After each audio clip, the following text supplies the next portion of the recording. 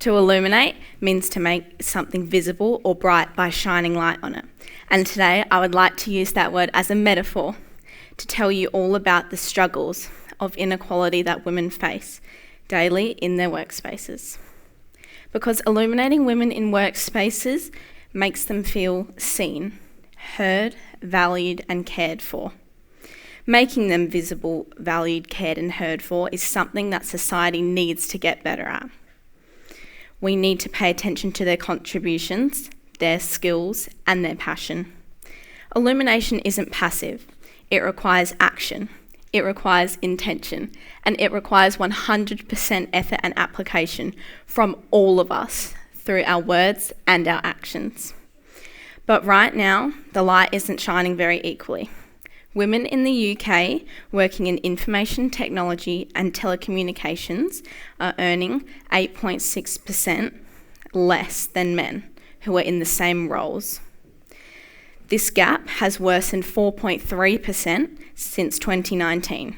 This isn't just a number. This is a reflection of a much deeper problem. This statistic shows how society can still perceive women's work to be worth less than men's, simply because they are women. It reveals a bias that dims their achievements, their innovation, and their leadership. And that is why illumination matters, because when we shine light on women in workspaces, we recognise them, value them, support them. We don't just brighten their path. We brighten the future of every industry that they have desire for. Looking at statistics across industries from 2018 to 2025, a pattern becomes impossible to ignore. Women dominate only a small handful of sectors, mainly healthcare, social assistance, education, and administrative roles. These areas sit between 56% and 79%. Women showing strong female representation, but concentrating traditionally in caring or supporting fields. But the moment we step into male industries, the contrast is stark. Construction sits at just 12 to 14% women, mining hovering around 14%, transport and warehousing 21 to 26%, manufacturing and utilities rarely rise above 25%. Even in STEM, the engineer of future innovation, women only make up 26%. And in automotive and motorsport, representation for women can drop as low as 7%. When we bring these statistics together, the message is very clear. Women dominate fewer than half as many industries as men, not because of ability, not because of interest, and not because of their care, but because of long-standing barriers, stereotypes, and structural inequalities that continue to shape who is expected to work there. If we want to change these patterns of inequality, we need to do more than acknowledge the problem verbally. We need to act on it. Illumination means creating workspaces where women are visible, supported, and valued. It means opening doors for them, not guarding them with a tight lock that becomes unbreakable. It means challenging the stereotypes that push women to a narrow set of acceptable roles.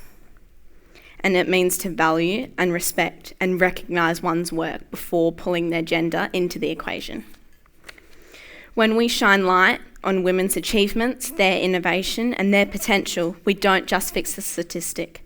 We transform the history behind it. We create industries that are richer, smarter, and more diverse of what women have to offer. We build a future where women are not an exception in certain fields, but equal participants in all of them. But we can't restrict illumination to just be a metaphor. It has to become a movement. This doesn't have to be starting up a huge fundraising project or headlining a whole new campaign for equal pay.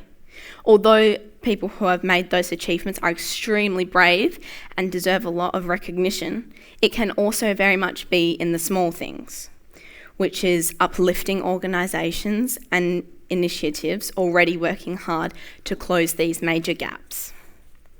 Groups like UN Women, Women in STEM Australia, Workplace Gender Equality Agency, and Girls Who Code are actively fighting for equal pay, equal rights, and equal opportunity. They provide mentorship, training, advocacy, and pathways that help women step into industries that they are passionate about but are very scared to pursue. These are just some examples of ways that you can help the solution: acting, speaking out, and supporting. I know that all of you here tonight have something in common, and that is that you love your daughters.